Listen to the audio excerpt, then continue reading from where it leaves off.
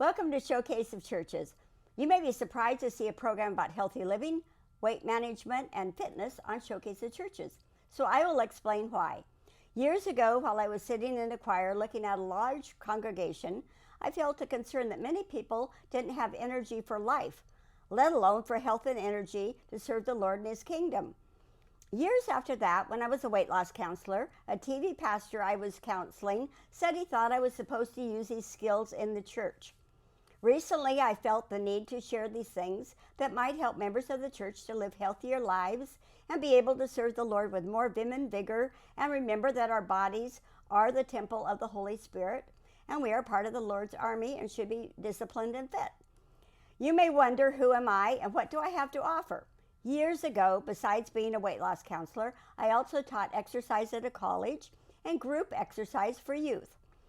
I am a senior citizen who has passed all the age markers for seniors, and yet I have been able to maintain a healthy weight. I am comfortable. I can do it stairs, I hike, I swim, and I occasionally snowshoe. It is 64 stairs round trip to my apartment, where I walk the stairs carrying groceries and other items. I walk to the store and carry home groceries in a backpack. So perhaps I have some tips that may help others to maintain a healthy lifestyle. I will give a variety of ideas that will apply to some of you, but not all of you. Those of you in a wheelchair won't snowshoe. However, you might be able to swim. If you have dentures or dental issues, you might not be able to chew raw carrots for a snack, but you can shred them in a blender, make smoothies, or cook them. My goal here is to suggest things that might help you in your situation. I don't work for a company, and I'm not selling any products. I would like to see more people happy, healthy, able to care for themselves and others. If you want to view this program again or write things down, you can Google Lucy Met Productions. It will also be broadcast on Comcast and Verizon, and I'll move kind of rapidly, so you might want to watch it again to take notes. Most of this will be suggestions, but I will throw out a story here or there. Motivation helps us to reach our goal for a healthy lifestyle. If we ask ourselves, why do we want to maintain a healthy weight, be fit, and keep a lifestyle of health and energy, it is a start. So I ask myself, and you might ask yourself, why do I or why don't I want to lose weight and get in shape? So I'll go first with why I would rather not lose weight or be healthy.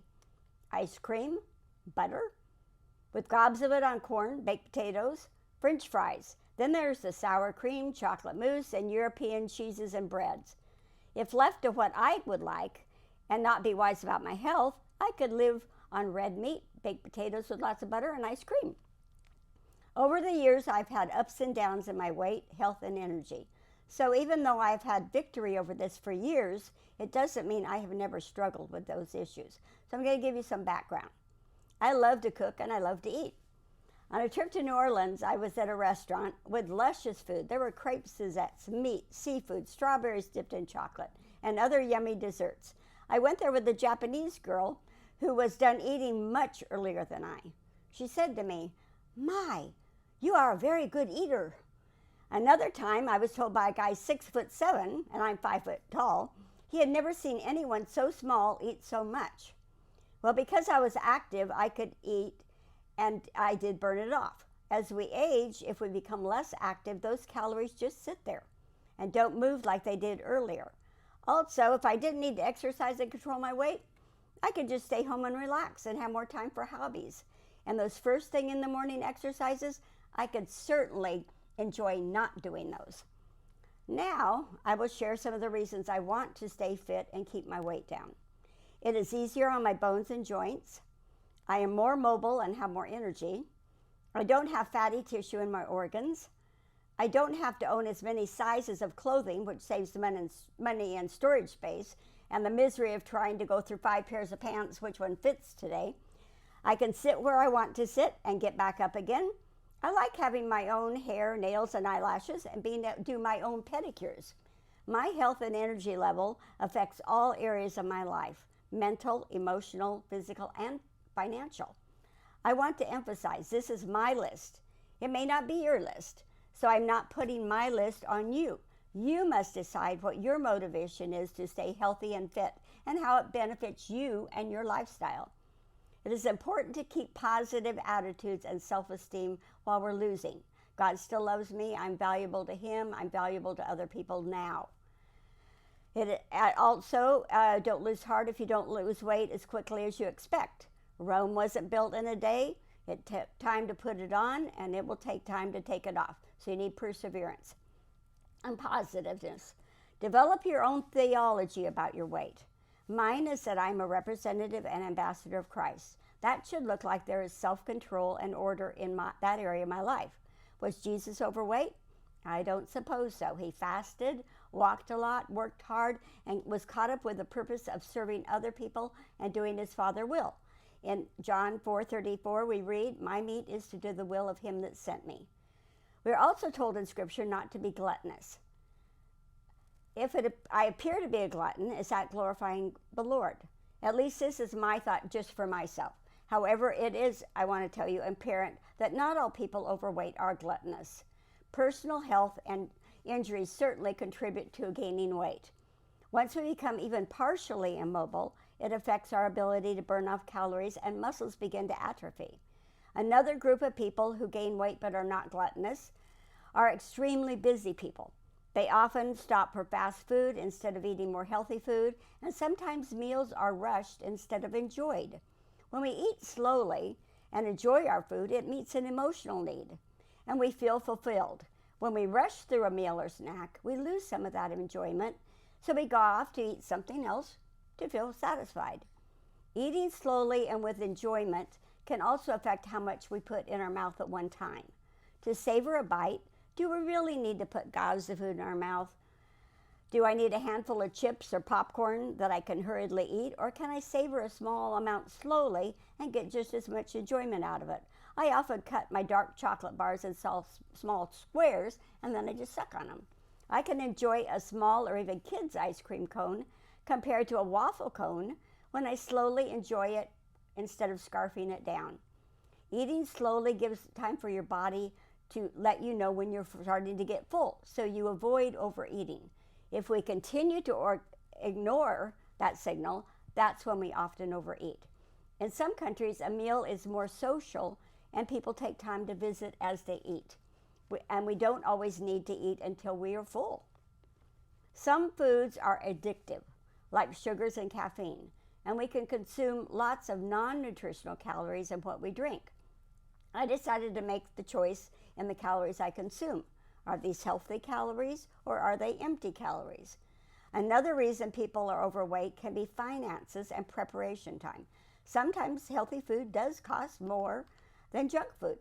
However, there are some ways around this, like growing your own food, joining a food co-op, picking your own fruits and veggies in the summer and freezing them. There are also different prices according to where you shop. And you can save quite a bit of money by finding the more economical markets. You can also buy in bulk and share with a friend or another family. I cook with olive oil and have purchased a large economy tin and split it with a friend. I mention this because finances affect how much quality food we can purchase. I will say that I'd rather spend money on quality food, a gym membership, or active recreation than spending it at the doctor or dental bills.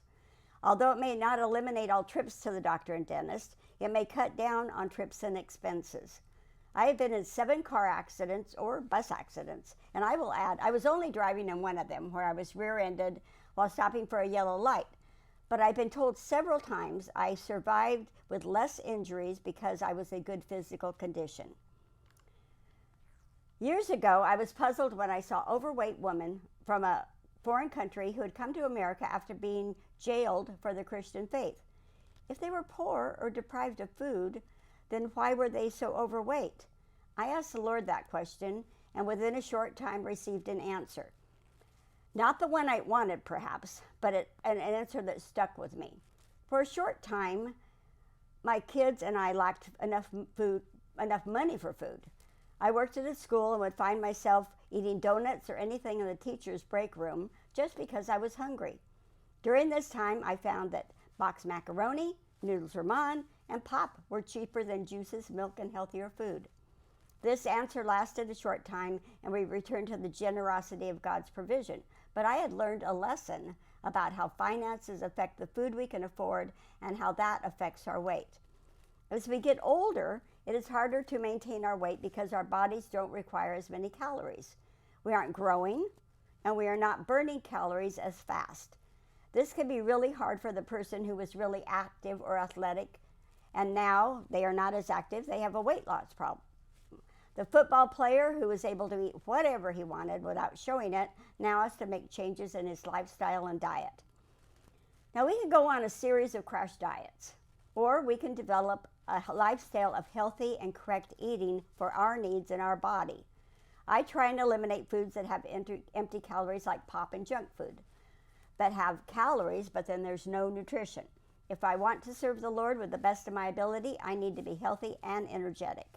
I have a list of foods not to eat. Most of them are oversugared foods. I find I taste the natural sugars in fruits that are better for me if I've cut down on my processed foods and sugars. At social gatherings, I eat some of these, but I try and keep them in moderation. Your body does need some fats and salt, and it might help you if you research which ones are the healthy ones. Also, healthy oils and non-healthy ones. Many people overweight because it takes more time to prepare and cook healthy meals and snacks. While shopping, it is good to make healthy choices, as what you don't bring home, you're not as likely to eat.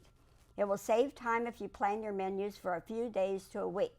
Buy enough fruit, veggies, and healthy snacks for a week, and keep some of them in a cooler where you will be, like at work, driving in your car, or wherever you might be.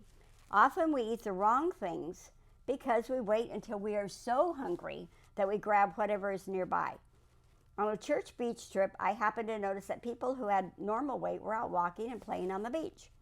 The overweight people had driven up above to view the beach and were sitting and observing. Even some movement helps, like parking your car farther away from the store so you have to walk in. If you are not currently walking, start slowly, perhaps 10 to 15 minutes, then increase gradually. To avoid falls, which account for many injuries, you might do some balance exercises, like standing on one foot and increase that in time. You might hold onto a chair at first. You can walk indoors or outdoors. I prefer the outdoors to get the fresh air, which is a benefit along with the vitamin D you receive. I have outdoor gear, so I walk in the rain, snow, sleet, and heat. It is important to stay hydrated, so drinking water all day is important, and you can make your own electrolyte drinks at home by combining fruit juice, water, sea salt, and honey or maple syrup. You can find recipes for this on the internet. It's easy to come up with reasons or excuses for not losing weight and staying in shape. Here are some of the ones I've heard. It's my metabolism. Well, you can change your metabolism.